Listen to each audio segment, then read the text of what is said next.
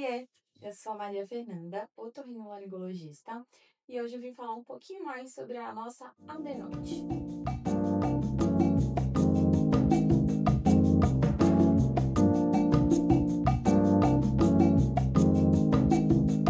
A adenoide, ela é também conhecida como tonsila faríngea, e ela fica localizada lá no fundo do nosso nariz.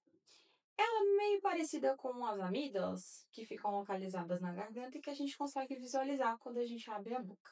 Porém, ela não consegue ser visualizada apenas pelo exame físico.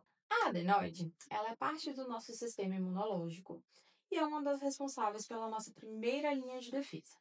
Ela é responsável por começar a apresentação desses agressores, que podem ser vírus, bactérias ou até mesmo os alérgenos, para o nosso corpo começar a se proteger e isso não trazer nenhum tipo de problema para a gente. Todo mundo tem adenoide. A gente já nasce com ela. Porém, as crianças, em torno dos 2 até os 6 anos de idade, vão ter um aumento dessa adenoide. Por que que isso acontece?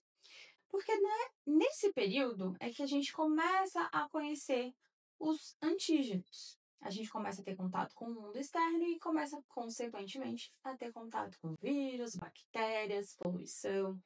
E por conta disso, a adenoide começa a trabalhar mais e acaba crescendo de tamanho. A partir dos 8 anos, esse tecido vai estabilizar e muitas vezes regredir.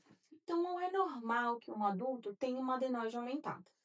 Isso pode acontecer em alguns casos, como algumas infecções mais graves e principalmente naquelas pessoas que fumam. Bom, ter adenoide não é um problema. O problema pode acontecer basicamente em duas situações.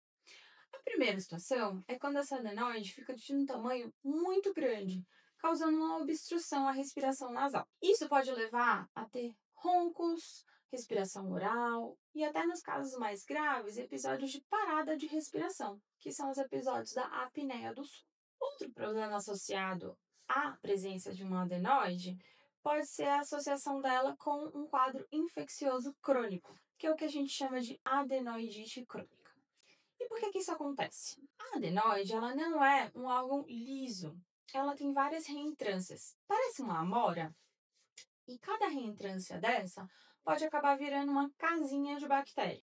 Algumas bactérias acabam tendo essa capacidade de criar uma camada protetora, que a gente chama de biofilme, e impedir a entrada do antibiótico. Então, com a bactéria dentro dessas casinhas, com a camada protetora, além do antibiótico não conseguir matá-la, ele também não vai conseguir penetrar nessas casinhas.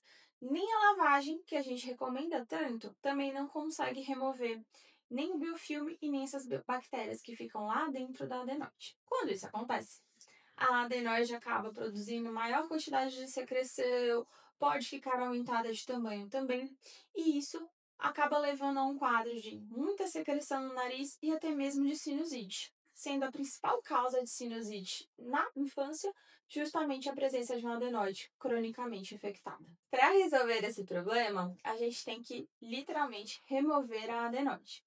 E a gente faz isso através de uma cirurgia, que é chamada de adenoidectomia. A adenoidectomia, ela é realizada por dentro da boca, não tem nenhum corte no rosto, e com uma câmera a gente consegue visualizar bem a adenoide que fica lá atrás no nariz, e com um aparelhinho chama lâmina debridadora, a gente remove todo esse tecido, meio que como uma raspagem.